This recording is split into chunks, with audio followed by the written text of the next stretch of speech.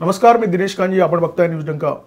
महामुलाखतच्या नव्या भागामध्ये आपल्यासोबत आज असे पाहुणे आहेत ज्यांचं नाव आपण कदाचित ऐकलं असेल, चेहरा माहीत नसेल. हा असा एक चेहरा आहे ज्यांनी राजकारणातल्या अनेक नामवंतांना घाम फोडला. आज आपल्यासोबत आहेत ज्येष्ठ पत्रकार भारत कदम. भारतजी नमस्कार. नमस्कार. छगन भुजबळांचं नाव सध्या प्रचंड चर्चेत आहे आणि छगन भुजबळांपासून आपण आजच्या मुलाखतीला सुरुवात करू. छगन भुजबळांची राजकीय कारकीर्द तुम्ही संपवलीत सुद्धा आणि त्याला संजीवनी दिलीत सुद्धा. हा किस्सा आम्हाला माहिती आहे, जरा तपशीलवार तुम्ही तो प्रेक्षकांना सांगा. त्याचं असं झालं की शरद पवारांनी 1999 साली काँग्रेस पक्ष सोडून स्वतःचा राष्ट्रवादी काँग्रेस हा पक्ष स्थापन केला. त्यानंतर निवडणुका झाल्या. निवडणुका झाल्यानंतर हे दोन्ही काँग्रेस पुन्हा एकत्र आले आणि त्यांनी सत्ता स्थापन केली महाराष्ट्रामध्ये. तर त्यावेळेला भुजबळ हे त्या मंत्रिमंडळामध्ये उपमुख्यमंत्री होते आणि त्यांच्याकडे गृह खातं पण होतं. तर मला आठवते की त्यावेळेला आपले पोलीस महासंचालक असलेले राज्याचे चौधरी यांना कुठच्या तरी एका प्रकरणामध्ये त्यांच्यावरती काहीतरी आळ आला, त्यामुळे त्यांना त्यांची पदावनती करण्यात आली, डिमोशन करण्यात आलं त्यांना. तर त्यामुळे ते खूप व्यथित होते. तर त्यांचा मुलगा त्यांना बाबा पुन्हा परत त्यांच्याच महासंचालक पदावर रिइन्स्टेट करावं म्हणून धडपडत होता. मग त्याने अनेक प्रयत्न केले, भुजबळांच्याही भेटी घेतल्या, सगळं केलं, परंतु काय होत नव्हतं.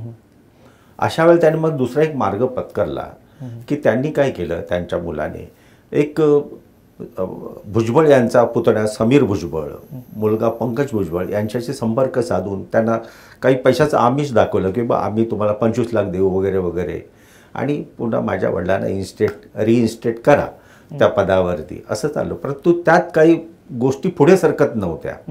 मग त्यांनी असं ठरवलं की आता हे आपण जे त्यांच्याशी काही संवाद साधलेला आहे या दोघांशी, त्याची त्यांनी ऑडिओ क्लिप बनवली. त्या अगोदर कॅसेट असायची ती, आणि ती कॅसेट त्यांनी त्यावेळी शिवसेनेत असलेले आणि विरोधी पक्षनेते असलेले नारायण राणे यांना ती कॅसेट दिली. आणि नारायण राणे यांनी ती आपल्या विधानसभेमध्ये वाजवली.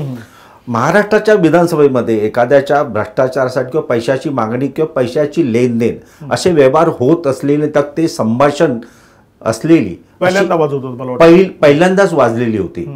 हा पण एक इतिहासच होता.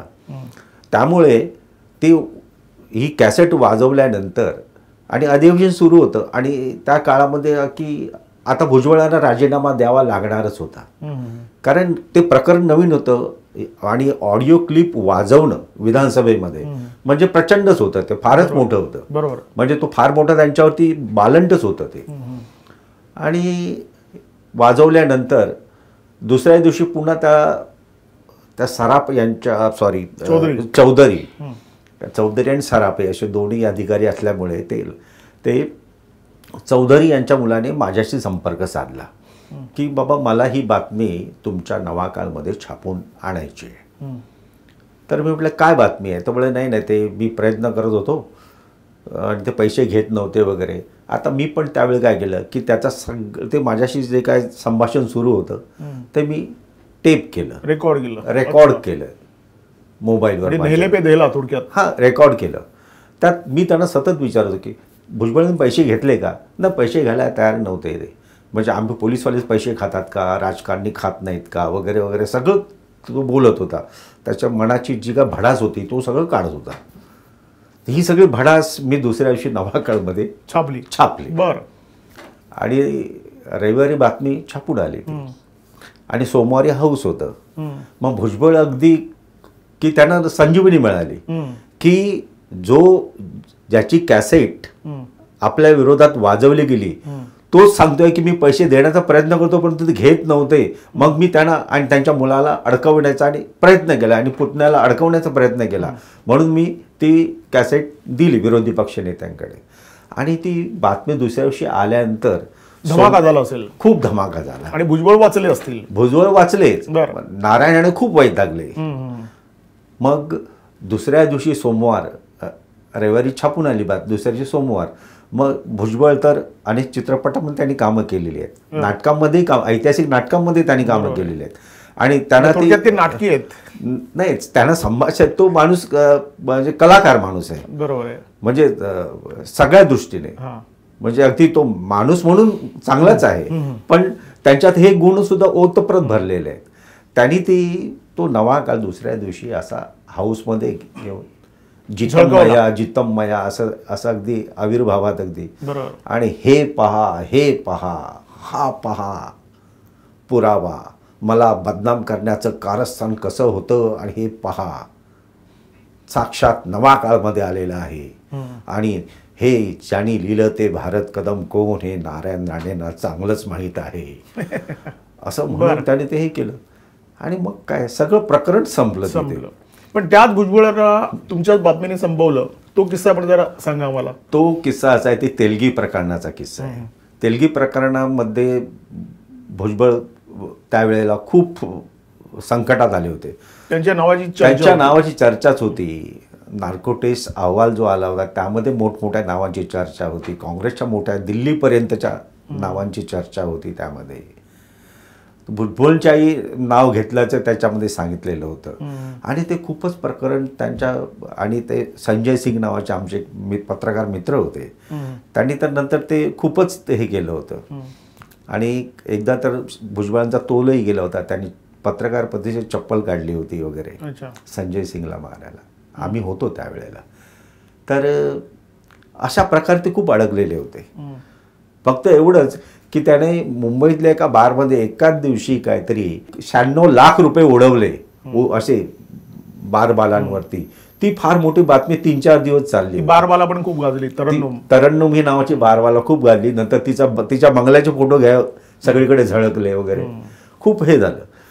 परंतु तसं का आमचं हे नव्हतं. परंतु काय झालं, त्यावेळी सुशीलकुमार शिंदे हे मुख्यमंत्री होते. म्हणजे भुजबळ हे 2 एप्रिल 2002 गृहमंत्री आणि उपमुख्यमंत्री झाले. आणि हे 23 डिसेंबर 2003 पर्यंत होते ते. मग तोपर्यंत ते तेलगी प्रकरण बहुतेक सगळं तपास करून संपलेलं होतं. तर त्याच वेळेला काय झालं की महाराष्ट्र भूषण पुरस्कार कोणाला द्यायचा, कारण डिसेंबर महिना संपत जवळ आला होता. आणि डिसेंबरच्या अधिवेशनात असं बाबा शिक्कामोर्तब करायचं होतं. तर नाव कोणाचं त्या वर्षीच्या 2003चा महाराष्ट्र भूषण पुरस्कार कोणाला द्यायचा, याच्याबद्दल मुख्यमंत्री उपमुख्यमंत्री याच्यामध्ये कॅबिनेटमध्ये चर्चा सुरू झाली. ती चर्चामध्ये असं ठरलं की यावेळचा महाराष्ट्र भूषण पुरस्कार नवा काळचे अग्रलेखाचे बादशाह निळकंठराव खाडीलकर यांना द्यायचा, असं सुशीलकुमार शिंदे यांनी प्रस्ताव मांडला. तर तो प्रस्ताव मांडल्यानंतर भुजबळांनी त्याला विरोध केला आणि ते म्हणाले की त्यापेक्षा आपण माधव गडकरी यांना देऊया. आणि मग ते खूपच झालं ते. म्हणजे त्यावेळी त्या कॅबिनेटमध्ये काही सुशीलकुमार बोलले नाही, पण सुशीलकुमार शिंदेने की सांगितलं की भुजबळ विरोध करतात, भुजबळ विरोध करतात. असा भाऊंचे आणि त्यांचे संबंध खूप चांगले होते, निळू भाऊंचे आणि सुशील कुमारांचे. अनेक वेळा ते नवा काळमध्ये यायचे आणि त्यामुळे नवा काळने भुजबळांचा कार्यक्रम केला असं म्हणता येत नाही. त्याला एक सिस्टमॅटिक पद्धत असते. कसं माहिती आहे का, की कार्यक्रम म्हणजे आपण काही सुपारी घेतो तसं नव्हतं ते. पण ते जेव्हा नवा काळ अग्रलेखाचा बादशाह, एवढे अग्रलेख, त्या एवढी लिहिलेली पुस्तकं, आणि त्यांना मिळतंय, आणि त्यांचंही तसं वय होत होतं त्यावेळेला, आणि ते मिळतंय, तो पुरस्कार मिळावा अशी सगळ्यांची इच्छा होती. परंतु तिथे दुसऱ्याचं नाव आणून तो विरोध जो करण्यात आला, त्यामुळे कुठेतरी भाऊ दुखावले. तर ते काही बोलले नाहीत, पण ते म्हणाले की भुजबळांनी असं नाही करायला पाहिजे होतं. आणि तिथून मग त्याच वेळेला काय झालं की तेलगीचा अब्दुल करीम तेलगीची बँगलोरला नार्को टेस्ट झाली. तो नार्को टेस्ट अहवाल आता त्याची ती व्हिडिओ क्लिप पण सगळीकडे फिरते. पण त्यावेळेला नार्को टेस्टचा अहवाल नंतर आला, ते टेस्ट झाल्यानंतर. आणि आपले CBIचे वकील होते राजा ठाकरे, ते तो पुण्याच्या कोर्टात मांडणार होते. हम्म. तर माझे आणि त्यांचे चांगले संबंध होते. तर मी म्हणालो मला नार्को टेस्टचा अहवाल जर बघायला मिळेल तर बरं होईल, आज तुम्ही ठेवणारच आहात. मग त्यांनी मला एका गुप्त ठिकाणी सांगितलं, ये तुला मी दाखवतो, you will have a cursory look, तुला मी पूर्ण दाखवणार नाही पण तू बघ. पण मी पाहिला तो अहवाल, त्यात काही जणांची नावं होती, म्हणजे मलाही घाम फुटला ते नावं बघून. हा, त्या अहवालात कोणाकोणाची नावं होती हे प्रेक्षकांना ऐकायला आवडेल तपशिलात. नावं अनेकांची होती, फार मोठमोठे नेते होते. अगदी महाराष्ट्राच्या जाणत्या राजापासून. कोण बरं जाणता राजा? ते सगळ्या महाराष्ट्राला माहीत आहे. बरं. ते भुजबळांचं होतंच नाव. अगदी केंद्रातील काँग्रेसचे नेते व्ही जॉर्जपासून ऑस्कर फर्नांडिसपासून सगळ्यांची नावं होती. काही पोलीस अधिकाऱ्यांची नावं होती. श्रीधर वगळ नावाचे ॲडिशनल आपले CP होते, त्यांचेही सगळ्या अनेकांची नावं होती. आणि अनेकांना केव्हा केव्हा कुठच्या परिस्थितीत ते पैसे दिले गेले किंवा काय करण्यात आले किंवा त्यांच्याकडून काय मदत घेण्यात आली किंवा त्यांनी काय मदत केली याबाबत तो नार्को टेस्ट अहवाल होता. तर तो अहवाल मी 7 दिवस छापत होतो. अच्छा. भारत कदम या बायलाईनने कंटिन्युअस. रोज तुम्ही भुजबळांच्या खुर्चीखाली बॉम्ब फोडत होतात असं म्हणता येणार नाही, पण जे होतं ते छापत होतो. 8वा दिवस गेला, 9व्या दिवशी भुजबळांनी आपल्या मंत्रिपदाचा राजीनामा दिला. ते प्रकरण अलीकडे प्रचंड गाजलेलं, म्हणजे जेव्हा राष्ट्रवादी काँग्रेसमध्ये फूट पडली आणि भुजबळ शरद पवारांच्या विरोधात बोलायला लागले, तर शरद पवारांनी ही बाब उघडपणे सांगितली होती की त्या प्रकरणामध्ये मी भुजबळांना वाचवलं. हो, खरं तर म्हणजे तुमचं म्हणणं ऐकून भुजबळांनीच त्यांना वाचवलं असं आपण म्हणू शकतो, कारण त्या प्रकरणामध्ये बळीचा बकरा भुजबळ बनले. बळीचा बकरा कारण त्यांच्या हातात सगळे पोलीस दल होतं, पोलीस खातं त्यांच्या हातात. बरोबर. बळीचा बकरा असं म्हणता येणार नाही, ते इम्प्लिमेंटेशन करणं ही जबाबदारी त्यांची होती.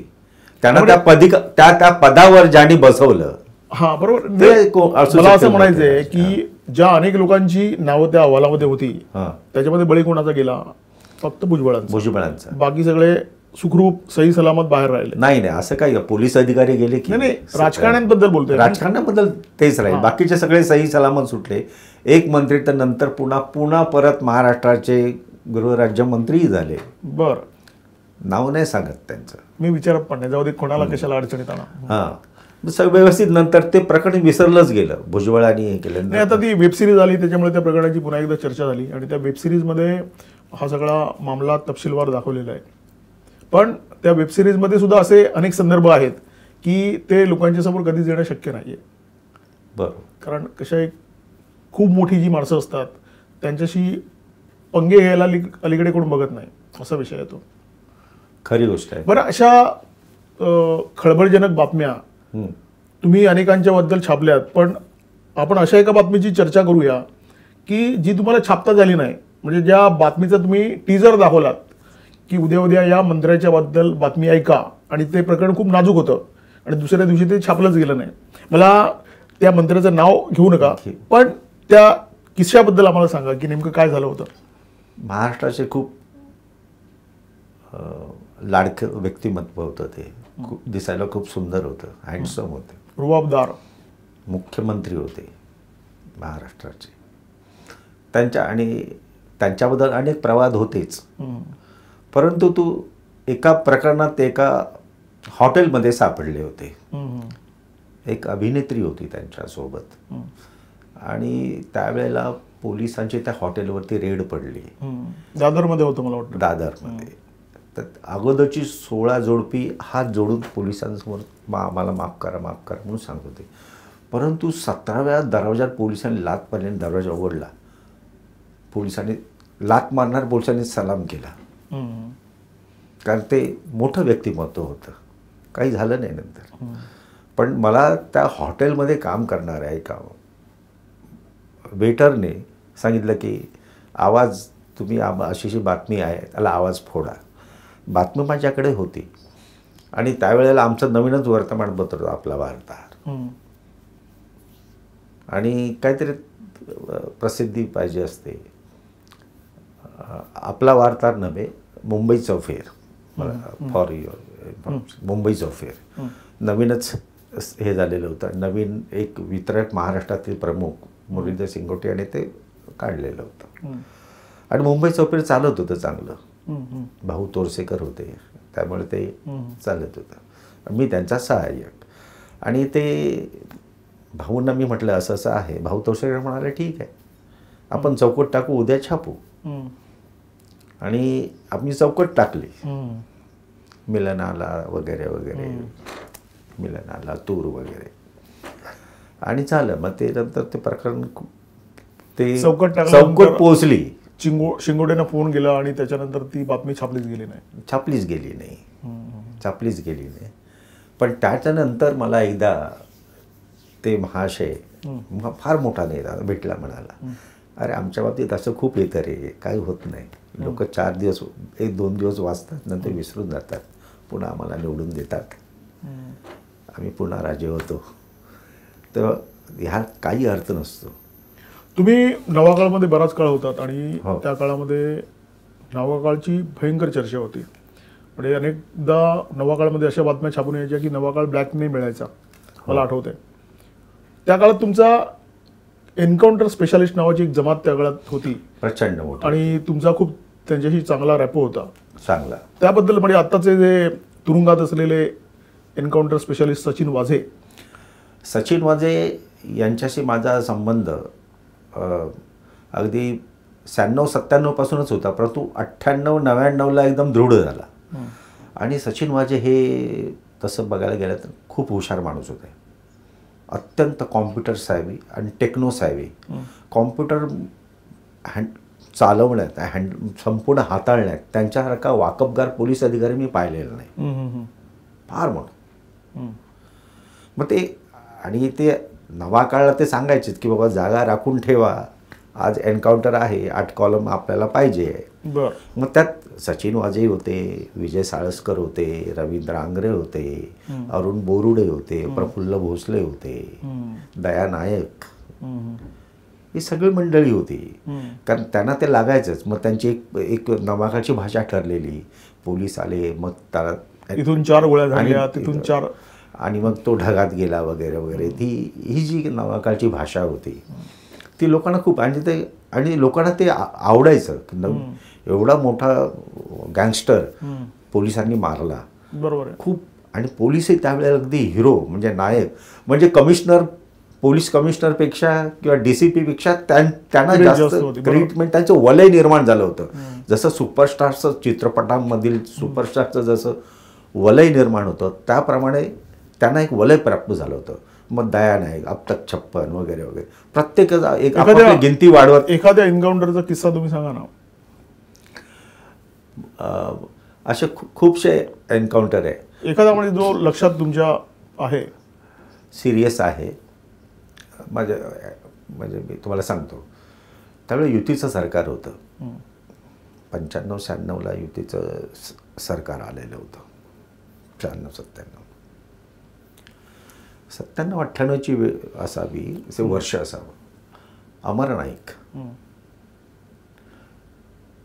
जो रमेश किनी प्रकरणात पण त्याचं नाव आलं होतं, आणि तो एका मोठ्या नेत्यांच्या घरातच तो राहायचा, अशी एक वदंता होती. परंतु नंतर त्यांनाच तो डोईजड झाला, आणि मग काय झालं काय कळेना, पण तो हे झालं. मग एक दिवशी तेव्हा गोपीनाथ मुंडे हे आपले गृहमंत्री होते, उपमुख्यमंत्री होते. त्या काळामध्ये अचानकपणे अमर नाईक यांचं काहीतरी होणार, हे कशी कुजबूज सुरू झाली. पण कुठे होणार हे कोणाला माहिती नव्हतं. मुंबईत होईल कुठेतरी. भायखळ्याला मराठा मंदिराच्या पाठीमागे YMCA आहे, तिथे अमर नाईकला तिथे एन्काउंटर केला गेला. विजय साळसकर त्या एन्काउंटर विजय साळसकरांनी केला. त्या पथकाचे प्रमुख विजय साळसकर होते. पण त्यावेळेला मी तिथे जाऊन पाहिलेलं आहे. एकदम खळबळजनक सगळं होतं ते. म्हणजे कसं फार मोठा म्हणजे अमर नाईक म्हणजे जबरदस्त. अमर नाईक म्हणजे फार मोठा डॉन गँगस्टर आहे, बरोबर त्यावेळेचा. दिसायला देखणा वगैरे असा मस्त हँडसम होता. आणि त्याची हे झालेली हा मला पहिला एन्काउंटर. नंतर आम्ही खूप बघितले. नंतर 6 दरोडेखोरांना इथे मड आयलंडला मारण्यात आलं. त्यावेळी मी तिथे हजर होतो सकाळी 6 वाजता.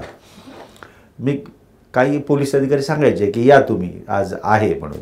आम्हाला कुतूहल आम्ही बघायचो लांबून कसं चाललेलं आहे ते सगळी एन्काउंटर. मी सगळी एन्काउंटर पाहिलेली आहेत.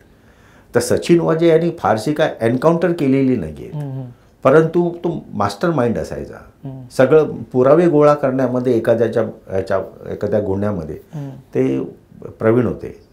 त्याच्यानंतर आता विनायक वत्स जे आहेत ते त्याच्यातले हुशार आहेत. म्हणजे टेक्नोसाहेब. महाराष्ट्रामध्ये महाविकास आघाडीचं सरकार आलं तेव्हा तुमचा काही संपर्क त्यांच्याशी? त्याच्या अगोदर माझा संपर्क असायचा सचिन वाजेशी. सचिन वाजेने 1-2 वेळा मी बोललो होतो की आता तुम्ही पुन्हा परत काही या पोलीस स्टेशनात जाऊ नका, की आपलं व्यवस्थित एकदा आपण तुम्ही ख्वाजा युनुसच्या ह्याच्यातून तुम्ही सुटलात, बालंटातून सुटलेला आहात. आणि ख्वाजा युनुसला मी स्वतः पाहिलेलं आहे. अच्छा. अरुण बोरुडे नावाचे त्यावेळी वरिष्ठ पोलीस निरीक्षक होते. ते पवईला होते. त्यांचा काय तसा संबंध नव्हता. घाटकोपर बॉम्ब ब्लास्ट झाला होता 2 डिसेंबर 2002ला झाला. 2 डिसेंबर 2002ला घाटकोपर बॉम्ब ब्लास्ट झाला. बसमध्ये बॉम्ब फोडले गेले. त्यात 2 माणसं मेली आणि 39 जखमी झाले. त्या ह्याच्यामध्ये डॉक्टर मातीन बितींना पकडलेलं होतं. परंतु हा सॉफ्टवेअर इंजिनियर असलेला अब्दुल करीम तेलगीला उशिराने पकडलं. त्याला ख्वाजा युनुसला 23 डिसेंबरला पकडलं आहे. 23 डिसेंबर 2002ला पकडलं. आणि मला वाटतं त्याच्यानंतर गुरुवार असेल 26 डिसेंबरला मला अरुण बोरुडे यांचा फोन आला की तुला ख्वाजा युनुस बघायचा आहे का, तर ये. तर मी म्हटलं त्याला तो तर घाटकोपरच्या बॉम्ब ब्लास्ट प्रकरणामध्ये त्याला अटक झाली तर घाटकोपर नाही, पण त्याला ख्वाजा युनुसला पवईच्या लॉकअपमध्ये आणण्यात आलं होतं. तर ते म्हणाले, अरुण बोरुडे म्हणाले तुला बघायचं आहे का, बघ तो बघ त्या जाळीच्या पलीकडे दिसतोय का तुला. म्हणलं खूप अंधार आहे, पण तो दिसला मला. त्याला मी पाहिला ख्वाजा युनुसला. म्हणजे तुमची पत्रकारितेची इनिंग खूप मोठी आहे. म्हणजे नवा काळामध्ये जवळजवळ तुम्ही 20-25 वर्ष काम केलेलं आहे. या काळामध्ये असे लोक की असे राजकारणी की ज्यांच्याशी तुमचे पंगे झाले आणि मोठे पंगे झाले, असं काही किस्सा आहे का? नाही. नंतर भुजबळ प्रकरणानंतर असं फारसं असं कोणाचे नव्हतं. नंतर एक झालं होतं की नारायण राणे यांच्या विरोधात निळूभाऊने एक अग्रलेख लिहिला होता. त्याच्यानंतर नवा काळवरती दगडफेक झाली. आणि दगडफेक झाली आणि मी तर समोरच बसलेला होतो आणि मी आय विटनेस होतो त्या खटल्यातली. त्यामुळे त्यांच्याशी थोडं वितुष्ट आलंच होतं नारायण राणेंशी, की मी प्रमुख साक्षीदार होतो. अच्छा. आणि मी त्यांचा लांबचा नातेवाईकही लागतो त्यांचा. बरं. त्यामुळे ते वितुष्ट होतं. आजही आहे ते. ते एक मनामध्ये आहे केलमेश की बाबा हा प्रमुख साक्षीदार त्या हल्ल्याचा, त्या खटल्याचं काय पुढे काय झालं नाही, परंतु असे पंगे होत. आणि कसं असतं, हे आमचे वैयक्तिक पंगे नसतात. आपण ते वर्तमानपत्रासाठी घेतले असतात, तुम्ही केलेले आहेत. आपण काय कोणाशी हे नसतो की कुठच्याही पोलीस अधिकाऱ्याचं आणि आपलं काही वैर नसतं. आपण बातमी म्हणून बातमी लावत असतो. आपण ती बातमी कशी खोलवायची, आणखी त्याच्या तपशिलात कशी देता येईल, खळबळजनक कशी करता येईल, सनसनाटी कशी करता येतील, हेच आपण प्रयत्न करत असतो. पण बातमीदारी तुम्ही म्हणजे क्राईममध्ये केलीत, पॉलिटिकल रिपोर्टिंग पण केलीत. तुम्ही एखाद्या पोलीस अधिकाऱ्याला घाम फुटेल अशा प्रकारे कधी बातमी दिली आहे का? नाही. नवा काळ पोलीस फ्रेंडली होता. नाही, पोलीस फ्रेंडली जरी असला तरी काय झालं होतं की तेलगीच्या नार्कोटिक्स अहवालामध्ये एका मोठ्या DCPचं नाव होतं आणि तो महाराष्ट्रातील आणि विशेषतः मुंबई पोलीस दलातील नामांकित पोलीस अधिकारी म्हणून त्यांचं नाव होतं. नंतर त्यांच्यावर खटलाही दाखल झाला, त्यांना सस्पेंड करण्यात आलं. नंतर आता रिइन्स्टेट करून ते आता कुठेतरी आहेत, ते रिटायर्ड झाले असतील, रिटायर्ड झाले ते का माहीत नाही. परंतु त्यांच्या विरोधात मी लावलेलं बातमी एक लावली मोठी, 2-3 दिवस ती बातमी लावली होती मी. कारण तो तेलगीच्या प्रकरणामध्ये पुरावे जसे येत होते, तेलगी जे काय सांगत होता किंवा तेलगीबरोबर अटक झालेले अनिल गोटे नावाचे एक आमदार होते, तेही काही बोलत होते. तेही मोठ्या बिनधास्तपणे काही जणांची नावं घेत होते, धमाके करत होते. बरोबर, धमाके करत होते. त्यात काही जणांची नावं होती. श्रीधर वगळता अगोदर गेलेच होते, पण नंतर हा अधिकारी, नंतर त्याला IPS दर्जा पण देण्यात आला होता. तर त्यांचं आणि त्यांना सस्पेंड केलं गेलं. तो असा पंगा नव्हता, कारण ते माझे तसे मित्रच होते. त्यांनी मला खूप चांगल्या चांगल्या बातम्या त्यांनीच दिल्या होत्या मला. विशेषतः छोटा शकील याच्याशी महेश मांजरेकर आणि संजय दत्त यांनी टेलिफोनवरून केलेलं संभाषण, ते प्रकरण खूप गाजलं होतं आणि ते मी नवा काळमधून लावलेलं होतं. ते ट्रान्स्क्रिप्ट मला त्याच पोलीस अधिकाऱ्यांनी दिलं होतं. नंतर त्यावेळी त्याची खूप चर्चा झालेली आणि मला वाटतं संजय दत्तचा जो खटला आहे तो पण तुम्ही बऱ्यापैकी कव्हर केला, तपशिलात कव्हर केला. हो. संजय दत्तची कधी गाठभेट? हो, सांगा ना त्याबद्दल. नवा काळ नेहमी म्हणजे सनसनाटीला आहे, त्यामुळे असं कोणाचे भायबिडा ठेवायचे नाही, कोणाची भाडबिडा अशी नाही ठेवायची. तर संजय दत्तच्या विरोधात विशेषतः संजय दत्ताने अमुक केलं तमुक केलं वगैरे जे जे काय त्याच्याकडे जी हत्यारं सापडली, AK-47 हँड ग्रेनेड किंवा पिस्तूल, हे सगळं 3 पिस्तुलं होती ती सापडली, त्या बातम्या देणं किंवा तो सुपरस्टार असल्यामुळे त्याला आणखी त्याच्याबाबत काय बातमी आली की लोक उड्या पडायच्या लोकांच्या नावाकाळावरती. तर आम्ही ते खुलून लिहायचो ते. आणि मी कोर्टात हजर राहून काय काय तपासात पुढे जात आहे, याच्यावर आणखीन काय काय आरोप होत आहेत, आणखीन नवीन काय काय पुरावे येत आहेत, पोलीस प्रॉसिक्युशन काय पुढे पुरावे आणत आहे, हे मी कोर्टात जाऊन ते बघायचो. आणि त्यासाठी मी सकाळी कोर्टात जायचो आणि दुपारी 4-4:30ला नंतर नवाकाळच्या ऑफिसमध्ये जायचो आणि नंतर बातमी लिहायची होती. तर माझ्याकडे खूपसे किस्से होते म्हणजे त्याच्याबद्दल. मग तुम्हाला विचारायचं पण की आप इतना मेरे बारे में इतना क्यों लिखते हो. मैं बोला मैं आपका कोई दुश्मन नहीं हूँ, लेकिन आप भी जैसे कोई फिल्म में जैसे आप खलनायक है, आप खलनायक का काम किया तो आपका नाम होगा, शोहरत होगी, आप सुपरस्टार बन गए. वैसे पत्रकार भी चमकना चाहता है कि कोई ऐसी न्यूज़ हो कि उसका नाम हो जाए. वैसे हम लोग भी करते हैं. तुमच्या रिप्लाय नंतर त्यांची रिएक्शन काय होती? तो मला हाँ ठीक है साहब, अभी क्या आपका भी है, चलता है. पण त्याच्यानंतर मला आठवतंय की संजय दत्त याच्यावरचा टाळा काढण्यात आला. सेडिशन चार्ज पण देशद्रोहाचा गुन्हा देखील काढण्यात आला. टाळा त्याच्या काढल्यानंतर त्याची अगोदर अटक करताना त्याने जो कबुली जबाब दिला होता तो त्याने नाकारला, रिट्रॅक्ट केला. तो कबुली जबाब नाकारता येतो आणि मग नंतर त्यामुळे तो फक्त आरोपी कुठचा उरला होता, टाळाचा नव्हे तर इलिगल पजेशन्स ऑफ आर्म्स ॲक्ट खाली तो गुन्हेगार होता. मग त्यानुसार फार पद्धतीला 7 वर्षे सजा व्हायला पाहिजे होती. तर आपले एक न्यायमूर्ती होते त्या न्यायमूर्ती कोदे, त्यांचे माझे चांगले संबंध होते.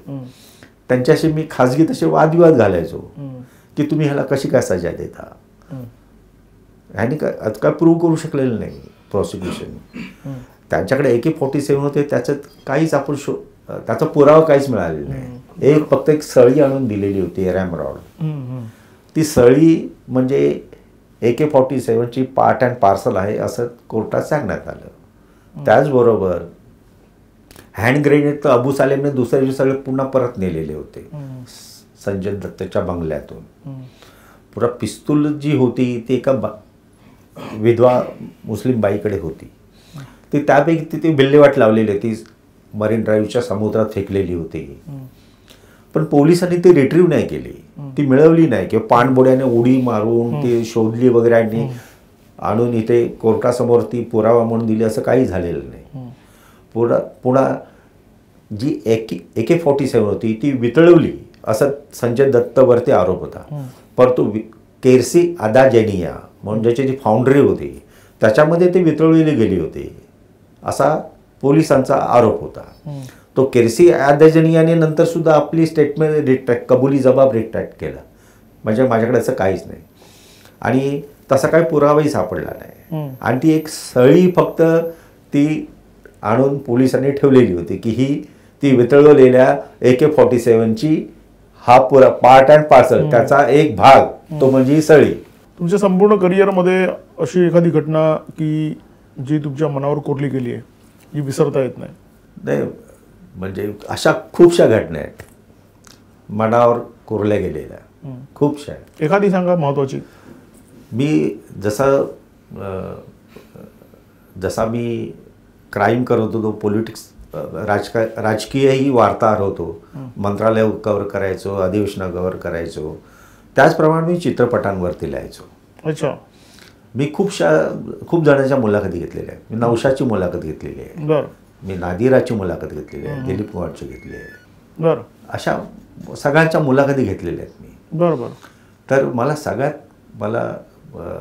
म्हणजे एक मनावर असा, आयुष्य आपण माणूस जगत असतो, खूप शानो शौकत असते, शोहरत असते, पब्लिसिटी असते, सुपर स्टारडम असतं, ते गेल्यानंतर काय असतं त्या बाबतीत मी तुम्हाला एक किस्सा सांगतो की नादिराची मी मुलाखत घेतली. नादिरा खूप आजारी होती आणि मी तिला बघायला गेलो तिच्या घरी, हाजी अलीच्या वरती, जिथे गॅरेज आहे, गॅरेजच्या बाजूला ती बिल्डिंग आहे की त्याच बिल्डिंगमध्ये गॅरेज असावं. तर मी घरी गेलो तिच्या, पाहिलं मी, तिला मुलबाळ नव्हतं. तिच्या घरी असं सुंदर गोंडस बाळाचं एक चित्र असं मोठं लावलेलं होतं घरात. मी उडालोच, मूल नव्हतं तिला. तर ती मला म्हणाली, मी मुलाखत घेतली, म्हणजे ये, हां हे मेरा सपना आहे. आता ती त्यावेळेला तिचं वय 80च्या घरात होतं. ये मेरा सपना है, मुझे सब कुछ मिला, सब कुछ मिला. मी ज्यू आहे धर्माने, मुस्लिमावर लग्न केलं, नंतर तो पाकिस्तानात गेला, माझं आयुष्य उजाड झालं. नंतर मी काहीसे चित्रपट मिळाले, मग परंतु मी स्त्री 420मध्ये ती भूमिका व्हॅम्प, म्हणजे खलनायिकेची भूमिका नाही करायला पाहिजे होती. तो माझ्यावरती खूप मोठा शिक्का बसला.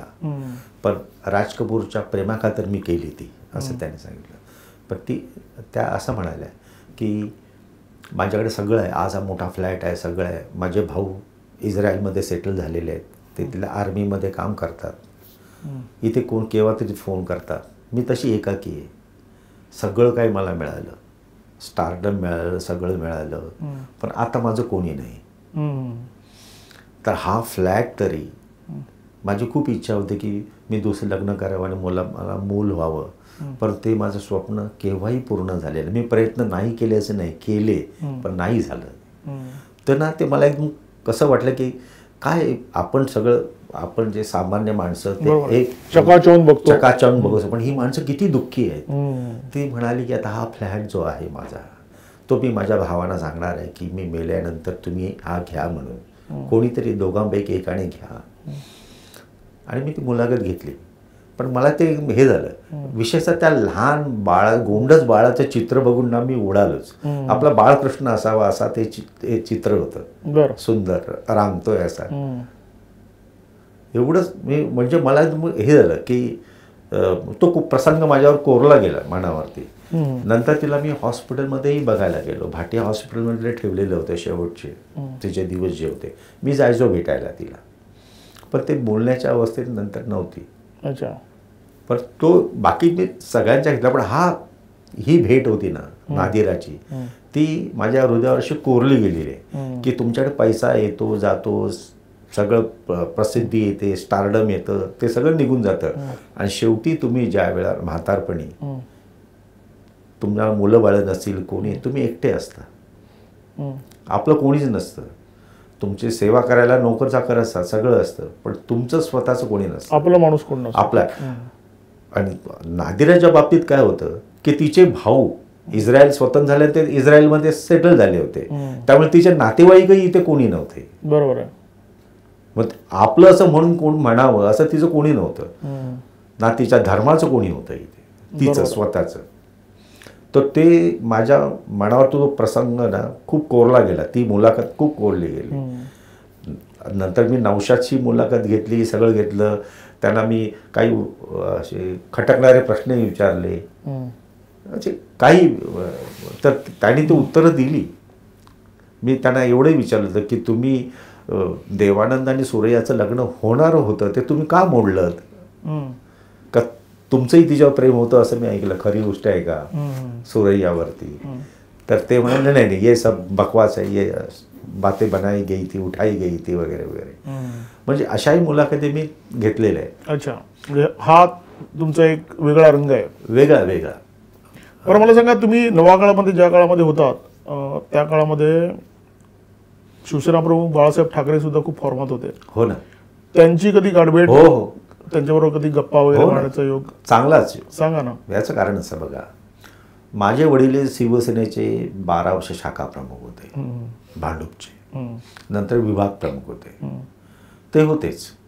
परंतु मी आणि रामदास आठवले हे आम्ही मित्र होतो. अच्छा. आम्ही वर्गमित्र होतो. तसा भीमराव आंबेडकर, प्रकाश आंबेडकरचा धाकटा भाऊ, तो पण सिद्धार्थला माझा बेंचमेट होता, माझे मित्रच होते ते. पण माझे आणि ही ट्यून यांच्याशी जास्त जुळली आठवलेंबरोबर. कारण आठवले एकदा भांडुपला सभा घेत होते, तर त्यावेळेला आंबेडकर गटाने अरुण कांबळे हे म्हणाले की आम्ही बाबासाहेबांशी रक्ताचं नातं नाही सांगत, आम्ही विचारांचं नातं सांगतो, असं बोलले. त्यानंतर ते आंबेडकरी गट एक उठून स्टेजवर त्यांना हे करायला आला होता सभाबत. तेव्हा मी स्टेजवर होतो, तेव्हा मी सांगितलं तुम्हाला याचं काही करता येणार, आणि मी सभा होऊ दिली. तर त्यावेळेपासून माझे रामदासची माझी चांगली मैत्री झाली होती. मी सिद्धार्थीय नसल्यामुळे आणखी नाही होतं, मी सिद्धार्थ कॉलेजच्या विद्यार्थी. आणि नंतर पुढे मग त्यांचं असं ठरलं की आपण एक वर्तमानपत्र काढायचं भूमिका म्हणून.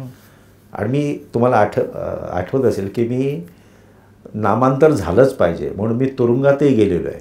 अच्छा. 1980-81ला आम्ही फार मोठं आंदोलन केलं होतं त्यावेळेला. मराठवाड्याचं नामांतर झालंच पाहिजे हे आम्ही केलं होतं. आणि त्या आंदोलनात मी तुरुंगातही होतो, आर्थोरो जेलमध्ये होतो. तर ह्या गोष्टी रामदासलाही माहिती होत्या. आणि नंतर पुढे रामदासशी मी खूपच जवळ आलो. मग आम्ही असं ठरलं की वर्तमानपत्राकडे ते काही जमलं नाही, भूमिका नावाचं नाव ठरवलं होतं, नाही जमलं. पण नंतर मी रिपाई चळवळीशी खूप जोडला गेलो. भालचंद्र मुनगेकरसुद्धा होते, चंद्रकांत वगैरे सगळे, गौतम कांबळे, हे सगळे. तर 2003ची गोष्ट असावी, 3चीच गोष्ट आहे. कालिना विद्यापीठामध्ये प्राध्यापक अरुण कांबळे यांनी प्रबोधनाथ ठाकरे यांच्या तैलचित्र अनावरणाचा एक कार्यक्रम ठेवला होता. आणि त्याला उद्धव ठाकरे यांनी यावं असं त्यांचं हे होतं. तर त्याप्रमाणे त्यांनी मला, अरुण कांबळे माझे मित्र होते, ते म्हणाले तू जर नवा काळाला जर सुरुवात केलीस, पहल केलीस तर ते होऊ शकतं. म्हणजे बाबासाहेब आंबेडकर आणि प्रबोधनकार ठाकरे यांचे संबंध फार जुने होते. म्हणजे 1925च्या दरम्यानची गोष्ट असेल. त्यावेळेला आता छबिलदास हायस्कूल आहे, तिथे गणपती बसायचे, सार्वजनिक गणेशोत्सव बसायचा. त्याची वर्गणी राजगृहापर्यंत आंबेडकरांकडून पण घेतली जायची. अच्छा. तर त्या गणेशोत्सवामध्ये प्रबोधनकार ठाकरे यांनी सांगितलं होतं की यावर्षी गणपतीची पहिली पूजा डॉक्टर बाबासाहेब आंबेडकर यांच्या हस्ते होणार. अच्छा. ते मला वाटतं त्यांचं नाव डॉक्टर जावळे असावं. ही सगळी मंडळी ते म्हणाले नाही, हे कसं शक्य आहे. ते त्या पदाधिकारी होते त्या सार्वजनिक गणेशोत्सव मंडळाचे. ते म्हणे हे शक्य नाही. तोळे नाही, कसं काय, वर्गणी घेता ना तुम्ही त्यांच्याकडून. प्रबोधनकार ठाकरे हा माणूस असा फार काही असं बॉडीगार्डवर नव्हता, सगळे हाडं दिसायचे त्यांचे, हाडं. पण अगदी वर्गणी घेताना मग पूजा का नको. मग असं ठरलं की हा वाद खूपच, मग ते म्हणाले असं करूया. बाबासाहेबांनी त्यात तोडगा काढला. त्यांनी सांगितलं प्रबोधनकार ठाकरेजी, मी तुम्हाला मार्ग सुचवतो. मी पूजा केली तर मग फार मोठं हे होईल, म्हणजे वादंग आणि गदारोळ होईल. त्यापेक्षा आमच्याच समाजाचे एक माणूस आहे आणि तो वारकरी आहे आणि विठ्ठलाचा भक्त आहे, तर त्यांच्या हाताने पूजा होऊ द्या. ते मडके बुवा, त्या बाजूला प्लाझाच्या समोर बघा मडके बुवा चौक आहे, तो चौक. बरं. ही ती आठवण आहे. तर मग त्यांच्या हस्ते पूजा झाली, ते प्रकरण मिटलं. पण ते संबंध होते, बाबासाहेब आंबेडकर आणि प्रबोधनकार ठाकरे यांचे संबंध होते खूप. आणि बाबासाहेब आंबेडकर सुद्धा प्रबोधनकार ठाकरेंना वडील भावाप्रमाणे मानायचे. अच्छा. वयाने मोठेच होते ते प्रबोधनकार ठाकरे, मानायचे. कारण त्यांचे ती पुरोगामी चळवळ, त्याचे विचार वगैरे, त्यांना ते म्हणजे ते पण फुल्यानंच आपले गुरु मानायचे प्रबोधनकार सुद्धा. तर त्यामुळे मग ह्या चळवळीचा हवाला देऊन आपल्याला काय करता येईल, उद्धव ठाकरे म्हणजे प्रबोधनकार ठाकरे यांचे नातू यांना बोलवता येईल का. तर मी नवा काळात ती लावली बातमी फ्रंट पेजला, अनावरण आहे उद्धव ठाकरे आणि यायला पाहिजे असं त्यांची विनंती आहे आणि त्यात काय गैर नाही असं ती लावली बातमी. 2 दिवस त्या बातम्या लावल्या. आणि मग त्याच वेळेला असा विषय निघाला, जर अनावरणच होणारच आहे आणि त्यासाठी जर हे जाणार, मग त्यावेळी काय होणार होतं की अरुण कांबळे यांच्या कार्यक्रमाला, त्या प्रबोधनकार ठाकरेंच्या तैलचित्राच्या अनावरणाच्या कार्यक्रमाला म्हणजे रिपाईचे लोकही निळे झेंडे घेऊन येणार होते आणि शिवसैनिक जर उद्धव ठाकरे तर भगवे झेंडे घेऊन येणार होते. तर मग हा विषय पुढे निघाला, मग भीमशक्ती शिवशक्ती का होऊ नये. अच्छा. मग मला सुभाष देसाई ते काय म्हणाले, भारत तू पुढाकार घे ना, रामदास आठवले यांना बघ. मग मी त्यांचं मन वळव, ते जर आपल्याबरोबर आले तर फार मोठी नवीन ताकद महाराष्ट्रात निर्माण होईल आणि आपापसात जे पुढे मारामाऱ्या होतात, काय करतात ते नाहीस, हे चित्र नाहीसं होईल आणि मुख्य प्रवाहात येतील. बघ तू प्रयत्न करून. मग मी रामदासशी बोललो. रामदास आठवले म्हणाले ठीक आहे, तू प्रयत्न कर. मग मी 30 जिल्हाध्यक्ष जे होते रिपाईचे, त्यात गंगाधर गाडेपासून सगळे होते, मंत्री पण होते, ते त्यांना घेऊन मातोश्रीवर बसलो. तेव्हा बाळासाहेब साक्षात यायचे त्या बैठकांना. म्हणजे हे त्यांचे जे मधुकर सरपोतदार, मनोहर जोशी, लीलाधर डाके वगैरे हे जे काही ज्येष्ठ नेते होते ते असायचे, दत्ताजी नलावडे वगैरे, त्यांच्याबरोबर मग बाळासाहेब यायचे आणि बघायचे. ते म्हणायचे हा नवा काळचा मुलगा खूप चांगलं काम करतोय. तर मग लीलाधर डाके म्हणायचे हा याचा इतिहास वेगळा आहे, याचे वडील आपल्या शाखाप्रमुख होते भांडूपचे. अच्छा. म्हणजे आणि बाळासाहेब म्हणाले तू चांगलं काम करतोयस आणि असंच करत राहा. आणि ती झालं. नंतर मोठा कार्यक्रम झाला. उद्धव ठाकरे कार्यक्रमात गेले, आठवले गेले आणि निळाई आणि भगवाई एकत्र आले. निळा रंग, निळे झेंडे, भगवे झेंडे एकत्र आले आणि ती युती झाली. नंतर ते युतीचे कार्यक्रमही होत गेले. भीमशक्ती ही पहिली झाली, नंतर ती दुसरी भीमशक्ती झाली. बरोबर आहे. ही झाली पण नंतर काही कारणास्तव ती नंतर वर्षभर चालून ती मागे पडली. पण मी प्रयत्न केले. अच्छा. ही पहिल्यांदा झाली. प्रकाश आंबेडकरांचा मगाशी तुम्ही उल्लेख केलात, तर प्रकाश आंबेडकर तुमच्याकडून नवागळामधून एक कागद घ्यायला आलेले, काय किस्सा आहे तो? किस्सा खळबळजनक आहे तो. हां, म्हणून तो विचारला मी तुम्हाला. तसे प्रकाश आंबेडकर हा माणूस कसा आहे, की श्रूड, आणि दुसरं म्हणजे आपल्या रुबाबात राहणारा माणूस. शरद पवारांना सुद्धा ज्यांनी 6-6 तास बसून ठेवलं होतं. म्हणजे युती करण्यासाठी शरद पवार हात पुढे केलं. शरद पवार कोणत्या वर्ष आहे? मला वाटतं ते 99च वगैरे असावं असं माझा एक अंदाज आहे, कारण त्यावेळेला राष्ट्रवादी वेगळा नवीन पक्ष झाला होता माझ्या माहितीप्रमाणे. पण आता हा किस्सा प्रकाश आंबेडकरांनीच मला सांगितला की मी त्यांना असंच बसून ठेवलं होतं, परंतु ते जास्त रामदास आठवले याच्यावर जास्त प्रेम करणार असल्यामुळे नंतर मी ते नाकारलं. असं ते झालं. तर प्रकाश आंबेडकर तसे ते आमच्या सिद्धार्थ कॉलेजेस होते. आम्ही असताना ते यायचे ते, पण त्यावेळी ते मला वाटतं लॉच्या शेवटच्या वर्षाला होते. तर त्यांना कोणी सांगितलं मला माहीत नाही की सगळ्यात खळबळजनक अहवाल म्हणजे भारतीय राजकारण्यांचे आणि माफिया डॉनचे असलेले संबंध याच्यावरती जी समिती नेमली गेली होती पार्लमेंटची, होरा समितीची, मुंबई बॉम्ब ब्लास्ट नंतर. मुंबई बॉम्ब ब्लास्ट नंतर. तर त्या होरा कमिटीचा जो अहवाल होता, तर काही त्याची पानं ज्यांची नावं असलेली, काही जणांची नावं असलेली काही 3-4 पानं माझ्याकडे होती. तर त्यांना कोणीतरी सांगितलं की होरा कमिटीचा अहवाल भारत कदम यांच्याकडे आहे.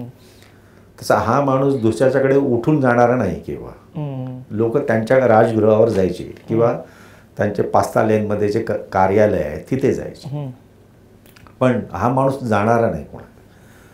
पण एक दिवशी मला म्हणे मी येतो नवाकाळ, मला पाहिजे आणून. आणि नवाकाळला आले तर मी उडालो. म्हणजे आमचे संपादिका जयश्री खाडीलकर वगैरे सगळे उडाले की हा माणूस कोणाकडे जात नाही, पण स्वतःहून नवाकाळला आला. आणि एवढं मला म्हणाले की ती वस्तू मला पाहिजे. मी देतो म्हटलं, पण दिस इज अ ट्रंकेटेड पार्ट आहे, पूर्ण अहवाल नाही आहे. तो चालेल, मला खटला टाकायचा आहे. म्हणलं that is up to you. पण माझं नाव, कारण मी तो काय लिहिलेलं नाही म्हणजे, आणि मी छापलेला पण नाही आहे माझ्या वर्तमानपत्रात, आणि तो ऑथेंटिकेट किती आहे हेही मला माहिती नाही, पण आहे नक्की. अनेकांची नावं होती. महाराष्ट्रातल्या दुसऱ्या एका मोठ्या माजी मुख्यमंत्र्यांचं पण नाव होतं. बरं. आणखीन एका मोठ्या माणसाचं नाव होतं. गुजरातमधल्या काही राजकीय नेत्यांची नावं होती. महाराष्ट्रातल्या राजकीय नेत्यांची नावं कोण होती महाराष्ट्रातले नाही सांगता येणार. बरं. आता होईलच काही दिवसात, शेवटी उघड होईलच.